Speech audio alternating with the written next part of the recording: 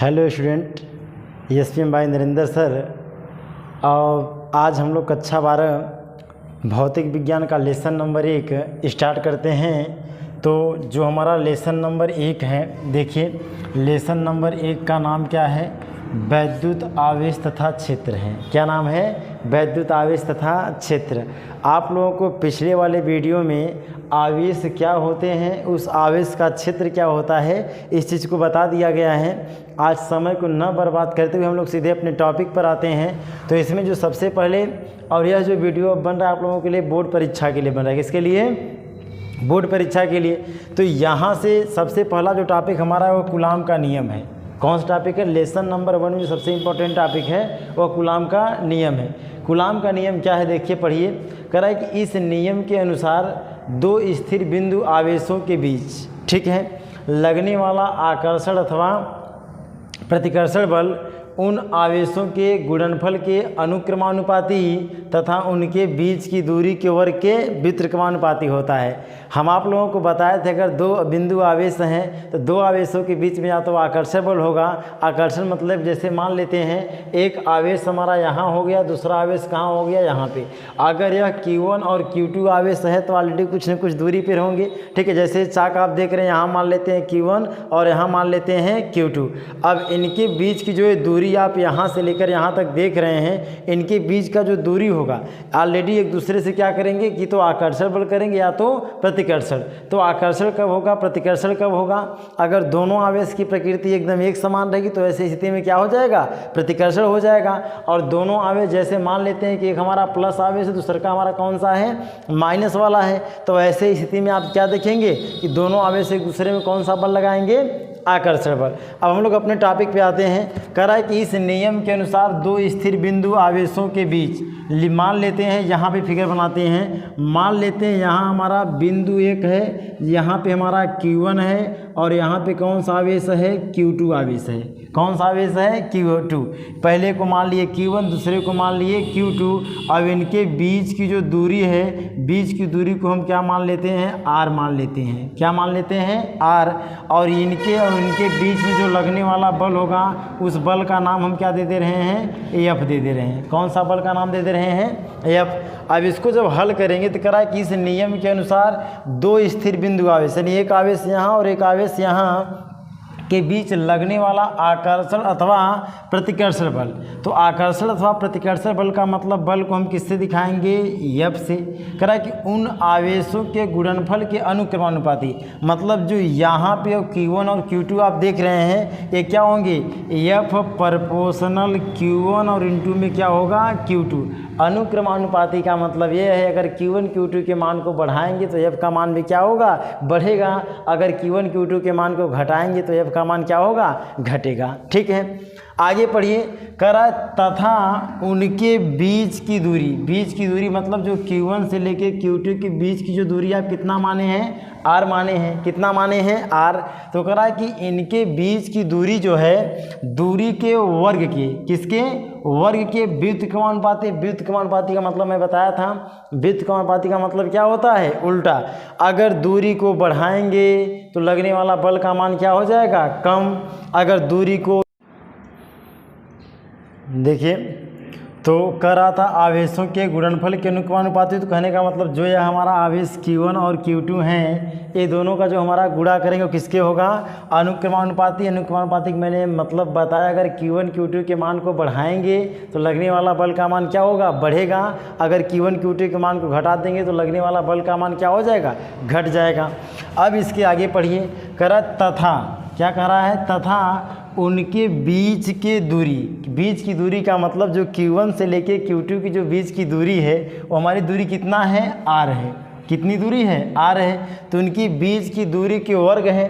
तो बीच की दूरी का वर्ग का मतलब ये है कि अगर सपोज करिए हम लोग अगर Q1 और Q2 के बीच की दूरी को बढ़ाएंगे, क्या करेंगे? अगर Q1 से Q2 के बीच की दूरी को बढ़ाएंगे तो लगने वाला बल का मान क्या हो जाएगा? कम हो जाएगा। ठीक है, जो व्युत्क्रमानुपाती है, व्युत्क्रमानुपाती का मतलब क्या होता है? उल्टा होता है। क्या होता है? उल्टा। अगर Q1 Q2 के बीच की दूरी को बढ़ाएंगे तो लगने वाला बल का मान कम हो जाएगा और Q1 Q2 के मान को अगर हम बीच की दूरी को घटा देंगे तो लगने वाला बल का मान क्या हो जाएगा, ज़्यादा हो जाएगा। अच्छा, इसका एग्जाम्पल भी आप लोग देखे होंगे कभी। अगर आप किसी बैटरी से बल्ब को जोड़िए और बल्ब से जोड़ने के बाद अगर बैटरी के बल्ब को अगर आप पास लगाएं, जैसे सपोज करिए मान लेते हैं यहाँ हमारी कोई बैटरी है और इस बैटरी में हमको क्या जोड़ना है, किसी बल्ब को ऐड करना है। तो जैसे ही आप किसी बल्ब को ऐड करते हैं, अगर सपोज करिए हम बैटरी के पास रहेंगे तो बल्ब हमारा ज़्यादा तेज जलता है। अगर यही 1 किलोमीटर आप तार लंबा फैला देंगे तो वहाँ हो सकता है कि बैटरी हमारी जो बल्ब रहेगी वो जलेगा ही नहीं, बैटरी जला ही नहीं पाएगी। क्योंकि रीजन क्या हो जाएगा, इतना ज़्यादा आवेश की दूरी को हम बढ़ा दिए कि लगने वाले बल का मान क्या हो गया, एकदम कम हो गया। हालांकि हम लोग अपने चैप्टर टॉपिक पे आ जाते हैं, ठीक ना। तो देखिए अब इसमें कहा क्या है कि जो इनके बीच की दूरी का वर्ग का व्युत्क्रमानुपाती का मतलब उल्टा लिखेंगे। कैसे लिखेंगे, F प्रोपोर्शनल 1/, में कितना कर देंगे, R का स्क्वायर। अब इसके बाद जो पूरी कंडीशन को लिखने के बाद हम क्या करेंगे, एक जगह कर लिखेंगे तो F proportional Q1 into Q2 बटे का हम कितना लिख देंगे, R²। चाहे हम इसको अलग अलग लिखें या एक में करके लिखें, दोनों का मतलब हमारा क्या होगा, एक ही होगा, ठीक है। अब इसके बाद हमको काम क्या करना है, प्रोपोर्शनल को हटाना है। क्या काम करना है, प्रोपोर्शनल को हटाना है। याद रखिएगा फिजिक्स में अगर कभी भी किसी भी प्रोपोर्शनल को हम जब भी हटाते हैं तो हमेशा एक नियतांक आता है। क्या आता है, एक नियतांक। नियतांक यहाँ पे क्या आएगा, देखिए यहाँ F है तो हम क्या लिख दिए F, क्या लिख दिए F। फिर प्रोपोर्शनल को हटाएंगे तो क्या लगाएंगे, बराबर, और यहाँ पे नियतांक हमारा क्या आएगा, K आ जाएगा। और फिर लिखेंगे Q1 है तो Q1 इंटू Q2 है तो Q2 बटे में क्या कर देंगे, R का स्क्वायर कर देंगे। नीचे की लाइन से आपको लिखना क्या है, लिखेंगे जहाँ, क्या लिखेंगे, जहाँ K एक नियतांक है, जहाँ K एक क्या है, नियतांक है, K एक नियतांक है जिसका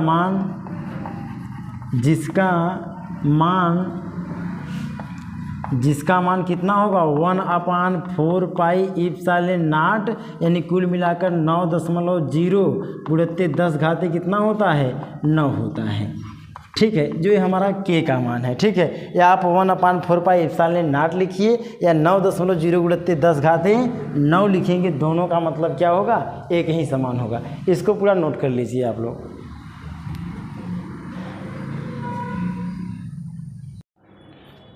देखिए ना, जो दूसरा वाला टॉपिक है वो हमारा क्या दिया है, बलों का अध्यारोपण का सिद्धांत दिया है। क्या दिया है, बलों के अध्यारोपण का सिद्धांत। बलों के अध्यारोपण का सिद्धांत का मतलब ये है, अगर कहीं भी अगर आपको अध्यारोपण शब्द मिल रहा है तो इसका मतलब ही होता है कि जितना टोटल आपका जितने भी सदिश उसमें दिए रहेंगे, सभी सदिशों को हम, जितने भी सदिश उसको हम जोड़ देंगे तो वह किसके अंतर्गत आएगा, अध्यारोपण के अंतर्गत आएगा। कुल मिलाकर हम अपने भाषा में इतना समझ सकते हैं कि अध्यारोपण का मतलब होता है योग होता है। क्या होता है, योग, यानी सभी लोगों को एक बिंदु पर जोड़ देना है, क्या है, अध्यारोपण है।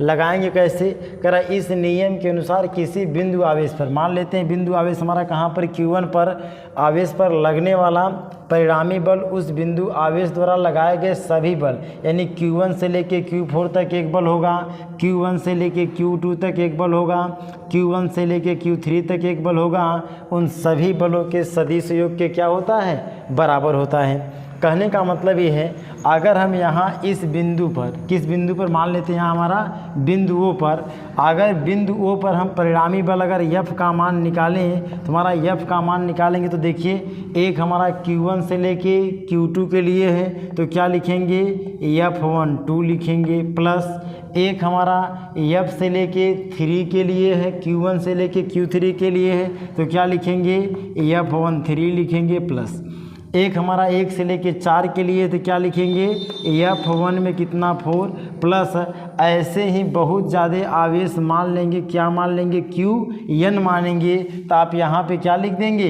F1 में n लिखकर प्लस करके डैश डैश लगाकर हम क्या करेंगे, छोड़ देंगे। मेरे कहने का मतलब सिर्फ इतना है कि जितना आपका 1 से लेके 2 है, 1 से लेके 3 है, 1 से लेके 4 है, जितने भी यहाँ पे आवेश दिए हैं सभी के आवेशों को योग का मतलब प्लस ही कर देना अध्यारोपण का सिद्धांत है। अगर इसको हम फार्मूला में पुट करें तो देखिए F है तो F बराबर, अगर F12 की बात करें तो हमारा फार्मूला क्या बनेगा, इसके लिए लिखेंगे 1/4 4 पाई एप्सिलॉन नॉट को हम के लिख देते हैं। कितना लिख देते हैं? के। ठीक है, नियतांक के लिए हम लिख देते हैं कितना? के लिख देंगे। और कोष्टक में इसके लिए क्या होगा? Q1 इंटू में Q2 और बटे में R1 से लेके 2 तक प्लस 1 3 के लिए है तो क्या लिखेंगे? Q1 इंटू Q3 बटे में कितना? R1 3 हो जाएगा। 1 4 के लिए कितना होगा? Q1 इंटू Q4 बटे में R1 का 4 प्लस डैश डैश ऐसे ही आगे करते हुए हम चले जाएंगे। ठीक है, अब आपको ये जो आप देख रहे हैं, अब इसमें आप अगर देखें ध्यान से तो हमको कॉमन क्या मिलेगा? यहाँ भी हमारा के रहेगा, यहाँ भी क्या रहेगा? के। आप सिर्फ इतना लिखेंगे F बराबर के को ले लेंगे कॉमन, तो Q1 इंटू में कितना? Q2 बटे में R12 plus Q1 into Q3 बटे में कितना? R13 plus Q1 into Q4 और बटे में क्या कर देंगे? R14 करके इतना हम क्या करेंगे? आप छोड़ दीजिए, यह आपका अध्यारोपण का सिद्धांत हो जाएगा। ठीक है, इसको पूरा नोट कर लीजिए।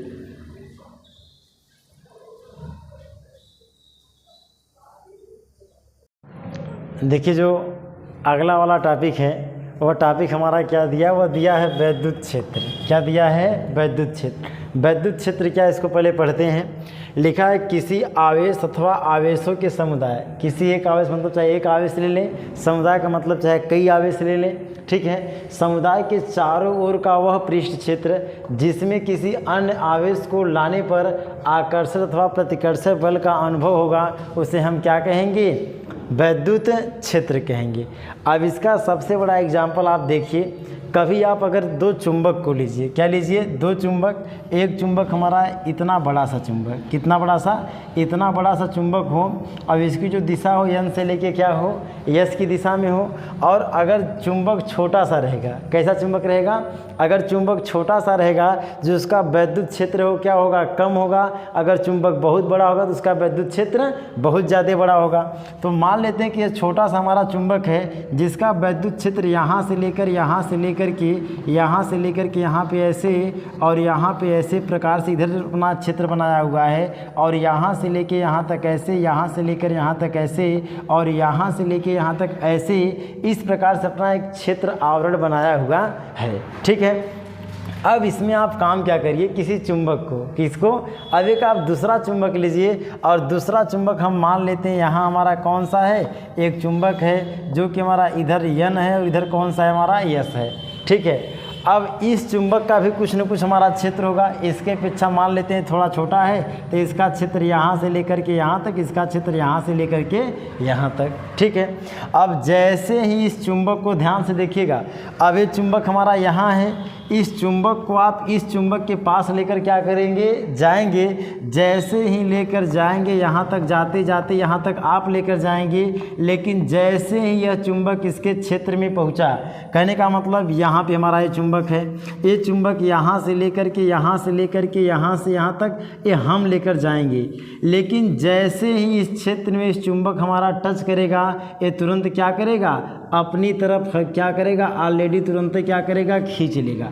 चाहे आप लेकर जाएं चाहे न जाएं, ये यहाँ के बाद से वो क्या करेगा? खींच लेगा, क्योंकि इस चुंबक का एक खुद क्षेत्र है। क्या है? क्षेत्र है। तो अगर आप इस क्षेत्र में किसी भी अगर चुंबक है, चुंबक को लेकर आएंगे तो ऑलरेडी वो क्या करेगा? खींच लेगा। उसका वजह क्या रहा? क्या यहाँ पे चुंबक है? क्या चुंबक की सीमा यहीं तक थी, लेकिन वैद्युत क्षेत्र होने की वजह से चुंबक को क्या कर लिया है? खींच लिया है। अगर ऐसा नहीं किए होंगे तो आप दूसरा एग्जाम्पल मैं आपको बता रहा हूँ, आपके गांव और कस्बे में जो सबसे बड़ी वोल्टेज गई है, जो कि बड़े बड़े खम्भे हैं, इस प्रकार से आप देखिएगा उसकी संरचना। ये तो इसका हो गया, मैं सेकेंड संरचना आपको बता रहा हूँ समझने के लिए। ठीक है, जो बहुत बड़े बड़े पुल हैं जिस पर 33 लाख वोल्टेज, 1000 वोल्टेज जा रही हैं, जैसे कुछ इस प्रकार से हैं। मान लेते हैं यहाँ पे ऐसे हो गया, फिर ऐसे, फिर यहाँ पे ऐसे, फिर ऐसे, फिर यहाँ पे ऐसे, यहाँ पे ऐसे, इस प्रकार से इतनी ऊंचाई तक पूरी सीमा हो गई। अब इसमें कंडीशन क्या है? और यहाँ हमारा अर्थ से क्या किया हुआ है? जुड़ा हुआ है। किससे जुड़ा हुआ है? अर्थ से। अगर कोई व्यक्ति, और यहाँ पे हमारा तार गया हुआ है, क्या गया हुआ है? तार। ठीक है, ये हमारी लाइन की तार, लाइन की वायर गई है जिसमें लाइट हमारा सप्लाई हो रहा है। अगर इसकी क्षमता मान लेते हैं 33 लाख वोल्ट है, कितना है 33 लाख वोल्ट मान लेते हैं, कितना मान लेते हैं 33 लाख वोल्टेज मान लेते हैं, इतना इसकी क्षमता है। तो अगर कोई व्यक्ति इस पर चढ़े और इस स्थिति में इस पर लाइट हो, अगर कोई इंसान चढ़ेगा तो यहाँ से लेकर के यहाँ तक तो बेचारा अपने से चढ़ेगा, क्या करेगा अपने से, उसको कोई दिक्कत नहीं होगी। लेकिन जैसे ही यह व्यक्ति यहाँ से इस वाले पोल पर गया, वो तुरंत फिर उसको आगे चढ़ने की ज़रूरत नहीं पड़ेगी, लाइन तुरंत क्या करेगी खींच लेगी, क्या करेगी खींच लेगी। अब आप दिमाग लगाइए, क्या यहाँ पे लाइट था, क्या यहाँ पे तो तार था नहीं, तार आपका यहाँ पे था, लेकिन उसने क्या कर लिया है खींच लिया। तो उसका वजह क्या रहा कि वही वैद्युत क्षेत्र रहा, इस वैद्युत क्षेत्र का इतना ज़्यादा अधिक रहा कि वो उसको क्या कर लिया तुरंत खींच लिया। अगर यही वैद्युत क्षेत्र न रहा होता तो वह लाइट उस व्यक्ति को न खींचता, मारता खींचता तभी जब वह इस तार को पकड़ लेता तब, ठीक है। तो वैद्युत क्षेत्र होने की वजह से बेचारा आधा दूरी तक तो खुद चढ़ेगा, फिर आधा दूरी चढ़ने की आवश्यकता नहीं पड़ेगी, ऑलरेडी लाइट उसको क्या करेगी खींच लेगी। ये हमारा वैद्युत क्षेत्र है, इसको नोट कर लीजिए।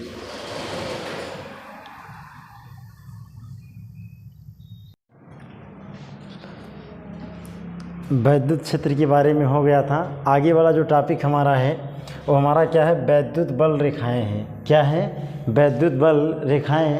तो हम देखते हैं कि वैद्युत बल रेखाएं क्या हैं। यहाँ पे लिखा गया है कि वैद्युत बल रेखाएं वैद्युत क्षेत्र में खींचा गया एक काल्पनिक एवं निष्कोण वक्र है।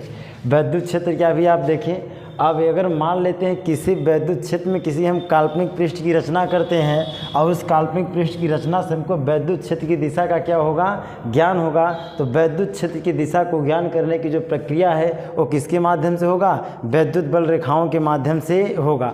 कहने का मतलब अगर हम अपने भाषा में बताना चाहें तो वैद्युत क्षेत्र की दिशा को ज्ञात करने के लिए वैद्युत बल रेखाओं का हम क्या करते हैं प्रयोग करते हैं। अच्छा, वैद्युत बल रेखाएं चलती कैसे हैं, थोड़ा इसको चित्र के माध्यम से समझिएगा, ठीक है। जैसे कोई आवेश है तो आप जानते हैं कि आवेश दो प्रकार के, या तो आवेश आपका धनावेश होगा या तो आपका क्या होगा ऋणावेश होगा। अगर प्लस की बात करें तो प्लस की तरफ जो आवेश चलती हैं ये इस प्रकार से बाहर की तरफ चलती हैं। कहाँ चलती हैं, बाहर की तरफ। अगर माइनस की बात करें तो माइनस में कहाँ चलती हैं, आवेश अंदर की तरफ चलती हैं। कहाँ चलती हैं, अंदर की तरफ। अगर यही प्लस और माइनस को हम आपस में क्या कर दें, मिला दें, क्या कर दें, प्लस आवेश को माइनस आवेश के नहीं। देखिए अब यहाँ पे एक हम इधर पोल बनाते हैं, इस पोल पर यहाँ प्लस हो गया, यहाँ पे क्या हो गया माइनस, तो हमारा आवेश प्लस पर बाहर की तरफ चलेगा और माइनस पर अंदर की तरफ चलेगा। प्लस पर बाहर की तरफ और माइनस में अंदर की तरफ, प्लस से चलेगा बाहर की तरफ, माइनस में चलेगा अंदर की तरफ। यानी इस प्रकार से हमारा यह आवेश चलता रहता है। तो इससे हमारा क्या होगा, वैद्युत बल रेखाओं से आप वैद्युत क्षेत्र की दिशाओं का क्या कर सकते हैं, निर्धारण कर सकते हैं। आपको इतना याद रखना है कि प्लस से रेखाएं निकलते हुए कहाँ जाती हैं, माइनस की तरफ, और प्लस पे वैद्युत क्षेत्र की दिशा इस बाहर की तरफ, और माइनस वैद्युत क्षेत्र की दिशा कहाँ होती है, अंदर की तरफ होती है, ठीक है। इसको नोट कर लीजिए।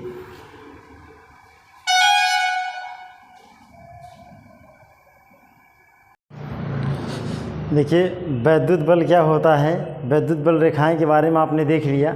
अब यहाँ पे जो अगला वाला टॉपिक कर रहा है कि वैद्युत बल रेखाओं के गुणधर्म के बारे में। किसके बारे में, वैद्युत बल रेखाओं के गुणधर्म के बारे में। वैद्युत बल तो हम जान गए थे, वैद्युत बल रेखाओं का प्रयोग हम कहाँ करते हैं, वैद्युत क्षेत्र की दिशा को ज्ञात करने के लिए। लेकिन जैसे हर एक मानव की कुछ न कुछ क्वालिटी गुणधर्म होते हैं, उसी प्रकार से वैद्युत बल रेखाओं का भी कुछ न कुछ क्या है, गुणधर्म है। तो यहाँ हम देखते हैं कि सबसे पहला गुणधर्म क्या है, कह रहा है कि वैद्युत बल रेखाएं धनावेश से मिलकर वक्र बनाती हैं जो ऋणावेश पर क्या होती हैं, समाप्त होती हैं। जैसे मान लेते हैं यहाँ हमारा कौन सा आवेश हो गया, प्लस का, कौन सा आवेश सफल हो गया, प्लस, और यहाँ हमारा कौन सा आवेश हो गया, माइनस का। अब लिखे हैं कि वैद्युत बल रेखाएं धनावेश से मिलकर एक वक्र बनाती हैं। यानी वक्र बनाने का मतलब कुछ इस प्रकार से ऐसे चलेंगी जो कि ऋणावेश पर जाकर क्या हो जाएंगी, समाप्त हो जाएंगी। यानी प्लस से लेकर चलेंगी, माइनस पर इनकी कहानी समाप्त। यानी प्लस से लेकर इधर चलेगा, फिर माइनस से लेकर इधर चलेगा। कहने का मतलब है कि जो यह हमारा वैद्युत बल रेखा होगा वो प्लस से लेकर माइनस की तरफ क्या करता है, चलता रहता है। इसके बाद जो दूसरा वाला गुणधर्म लिखे हैं कि दो वैद्युत बल रेखाएं एक दूसरे को काटती नहीं हैं। अच्छा, अगर यहाँ पे जैसे हमारा ये प्लस हो गया, ये माइनस हो गया, ठीक है, एक पोल पर मान लेते हैं आधारित है, इसमें वैद्युत बल रेखाएं प्लस से लेके माइनस की तरफ चला, प्लस से लेके माइनस, प्लस से लेके माइनस, प्लस से लेके माइनस। ये रेखाएं जो भी प्लस से लेके माइनस की तरफ चलती हैं कभी एक दूसरे को काटती नहीं हैं। न काटने का मतलब क्या है, देखिए जैसे मान लीजिए यहाँ पे हम देखिए काटने की कंडीशन बता रहे हैं, यहाँ प्लस हो गया, यहाँ माइनस, एक रेखा ऐसे और दूसरी की रेखा इसको काट दिया ऐसे। जैसे ही ये एक दूसरी रेखा को काट देगा, यहाँ पे टोटल कितना दिशा हो जाएगा, एक दिशा, दो दिशा, तीन दिशा, चार दिशा। कितना दिशा हो जाएगा, चार दिशा। तो अगर चार दिशा हो गया तो वैद्युत क्षेत्र जब भी चलेगा, वैद्युत बल रेखाएं हमेशा केवल दो दिशा में चलती हैं, ओ एन से लेके यस की तरफ। अगर यह काट देगा तो वहाँ पे कितने दिशा बन जाएंगे, एक, दो, तीन, एक, चार, जो कि कभी संभव नहीं है। अगर वैद्युत बल रेखाएं हैं तो हमेशा केवल दो दिशा में चलती हैं, कि तो एन से लेके यस की तरफ चलेंगी या तो यस से लेके एन की तरफ चलेंगी। तो यह ध्यान रखिएगा कि वैद्युत बल रेखाएं कभी भी एक दूसरे को काटती नहीं हैं। क्यों नहीं काटते हैं, क्योंकि जैसे ही काट देंगे वह चार वहाँ पे दिशा बन जाएगा, जो कि कभी संभव नहीं है, ठीक है। हालांकि आप लोग अपने पॉइंट तक रहिए। तो आपको याद कितना रखना है, पहला गुणधर्म है कि वैद्युत बल रेखाएं प्लस से लेके माइनस की तरफ चलती हैं, कि प्लस से स्टार्ट होगा, माइनस पे कहानी उनका खत्म। दूसरा गुणधर्म क्या है कि वैद्युत बल रेखाएं हमेशा इस प्रकार से चलेंगी कि कभी भी एक दूसरे को काटेंगी नहीं। अब इसके बाद एक गुणधर्म हमारा और है, तीसरा वाला, कह रहा है कि वैद्युत बल रेखाओं का दूर दूर होना। क्या होना, वैद्युत बल रेखाओं का दूर दूर का होना दुर्बल बल रेखाओं को प्रदर्शित करता है। जैसे अगर मान लीजिए यही आप पोल देख रहे हैं, हमारा प्लस है, यहाँ माइनस है, इसको हम बहुत ज़्यादा घनिष्ठता के साथ बना दिए, एक हमारा ये बहुत ज़्यादा घन आपको दिख रहा होगा, कभी काटेंगे नहीं। और एक हमारा यहाँ एन है, यहाँ हमारा यस है, एक लाइन यहाँ पे, दूसरका वाली रेखा यहाँ पे, तीसरकी रेखा यहाँ पे, चौथकी रेखा यहाँ पे। अब इसमें जो हमारा वैद्युत बल रेखाएं एन से लेके यस की तरफ चली हैं ना, इसमें अगर आप देखें तो इनके बीच की जो दूरी है वो काफ़ी ज़्यादा दूरी होगा। अगर इनकी बल रेखाओं यानी इनकी जो रेखा अगर दूर दूर चलेंगी तो इनके बीच में जो लगने वाला बल का मान भी होगा वो क्या होगा, कम होगा। अगर यही पास पास होगी तो लगने वाले बल का मान क्या हो जाएगा, ज़्यादा हो जाएगा, ठीक है। तो यह हमारा पहला गुणधर्म है, ये हमारा दूसरा है, ये हमारा कौन सा है, तीसरा वाला है। इसको नोट कर लीजिए आप लोग पूरा।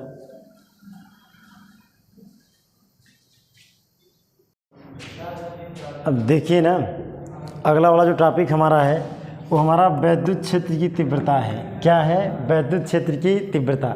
अब वैद्युत क्षेत्र की तीव्रता हमको जानने के, जैसे वैद्युत क्षेत्र क्या हो गया ये तो जान लिए। अब वैद्युत क्षेत्र की तीव्रता का मतलब हो सके जो चलने की तीव्र जो गति होगी उसी के बारे में हम क्या करेंगे, अब अध्ययन करेंगे। तो हम कैसे जानेंगे कि वैद्युत क्षेत्र की जो तीव्रता है, यानी वैद्युत क्षेत्र मतलब कितना रफ्तार से चल रहा है, कम काम कर रहा है कि बेसी काम कर रहा है, कि उसकी चाल कितना है, रफ्तार कितना है, इसको जानने के लिए हमको वैद्युत क्षेत्र की तीव्रता का जानकारी होना अति आवश्यक है। तो वैद्युत क्षेत्र की तीव्रता हमारा होता क्या है देखिए आप लिखे हैं वैद्युत क्षेत्र में एकांक परीक्षण आवेश। क्या लिखे हैं, वैद्युत क्षेत्र में एकांक परीक्षण आवेश पर लगने वाला वैद्युत बल। वैद्युत बल का मतलब क्या होता है, एफ। क्या होता है, एफ। लगने वाला वैद्युत बल को वैद्युत क्षेत्र की तीव्रता कहते हैं। और इसे हम किससे प्रेरित करेंगे, ई से। किससे प्रेरित करेंगे, ई से, ठीक है। तो यहाँ पे इसमें जो सबसे पहले आपको एक नया शब्द मिला वो मिला है एकांक परीक्षण। क्या मिला है, एकांक परीक्षण आवेश, ठीक है। आपके मन में होगा नहीं एकांक परीक्षण आवेश क्या है, ऐसा होता है कि नहीं होता है। अच्छा, कभी आप एग्जाम्पल के रूप में मैं आपको बता रहा हूँ, अगर कभी आप चावल बनाए होंगे, ठीक है, तो जब चावल बनाते हैं तो जब चावल चूर जाता है, बनकर तैयार हो जाता है, तो उसमें क्या आप पूरा चावल को चेक करते हैं क्या चावल हो गया है कि नहीं हो गया है, ऐसा तो करते नहीं। डेगची में से एक आध को चावल को लेंगे और दबाएंगे, अगर दब गया तो मान लेते हैं कि चावल हमारा चुर गया है, अगर वो कच्चा है तो मान लेते कभी बना नहीं है, ठीक है। तो ऐसे ही हमारा परीक्षण आवेश होता है। हमारा आवेश तो बहुत ज़्यादा हैं, आवेश कोई घटना तो है नहीं, लेकिन कोई भी हम करेंगे तो वहाँ से केवल एक आवेश को लेंगे। किसको लेंगे, एक आवेश को। तो एक आवेश पर अगर हम कोई काम करते तो हमारा क्या होता है, एकांक परीक्षण आवेश होता है, ठीक है। अब इसके बाद ये जो एकांक परीक्षण आवेश है, इस एकांक परीक्षण आवेश को हम Q नॉट से दिखाते हैं। किससे दिखाते हैं? Q नॉट से। तो लिखेंगे कैसे? वैद्युत क्षेत्र में एकांक परीक्षण आवेश Q नॉट, यानी Q नॉट आपका यहाँ पर, इस Q नॉट पर लगने वाला वैद्युत बल का मतलब अगर इस पर बल लगेगा तो F हमारा कहाँ होगा? नीचे होगा। यानी किसी एकांक परीक्षण आवेश पर लगने वाला जो बल होता है वह वैद्युत क्षेत्र की तीव्रता क्या होता है? E के बराबर होता है। अब इसको हम किससे दिखाते हैं? E से दिखाते हैं। किससे दिखाते हैं? E से। अगर इसके मात्रक की बात करें, किसकी बात करें? अगर इसके मात्रक की बात करें तो देखिए, अगर इसका आपको मात्रक निकालना हो, अगर इसके मात्रक या इसका मात्रक की बात करें तो क्या होगा? आप जानते हैं F का मतलब बल होता है, बल का मात्रक का होता है न्यूटन, और Q नॉट हमारा आवेश है, आवेश का मात्रक का होता है कूलाम होता है। क्या होता है? कूलाम। आवेश का मात्रक कूलाम, यानी जो इसका मात्रक होगा, किसका? वैद्युत क्षेत्र की तीव्रता का जो मात्रक होगा वो हमारा क्या होगा? न्यूटन प्रति में कूलाम हो जाएगा। इतना नोट कर लीजिए।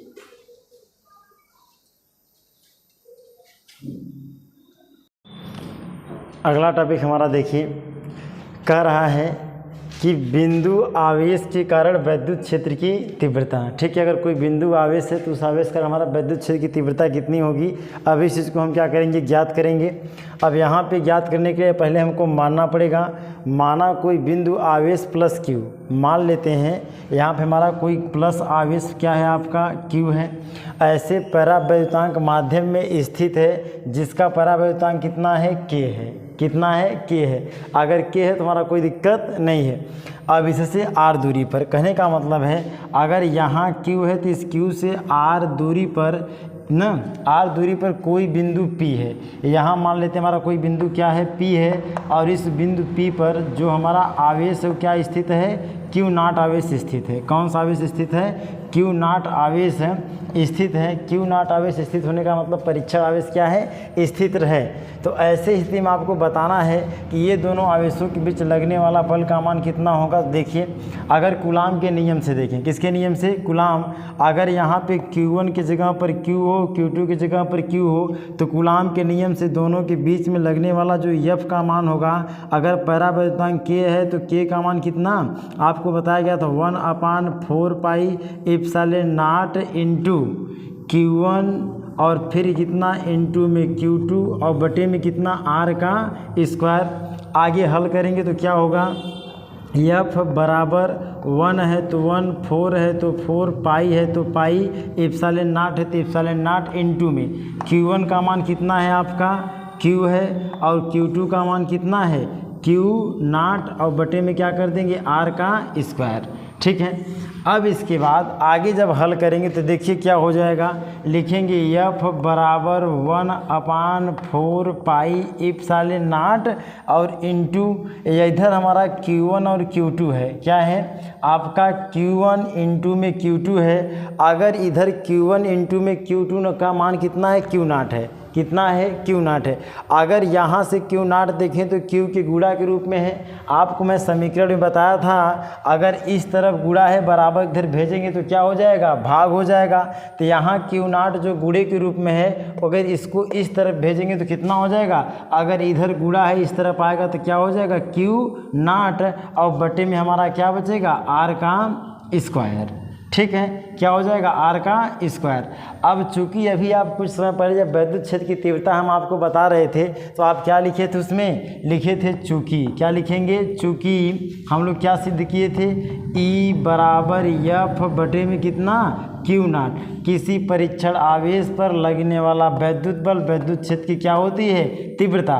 तो जब यहाँ पे F अपान में Q नॉट किसके बराबर होगा? E के बराबर होगा। तो लिखेंगे E बराबर 1/4 पाई एप्सिलॉन नॉट इंटू में कितना? Q और बटे में क्या हो जाएगा? R का स्क्वायर। तो कहने का मतलब अगर बिंदु आवेश, अगर एक आवेश की वजह से अगर किसी वैद्युत क्षेत्र की तीव्रता देखा जाए तो E बराबर हमारा कितना होगा?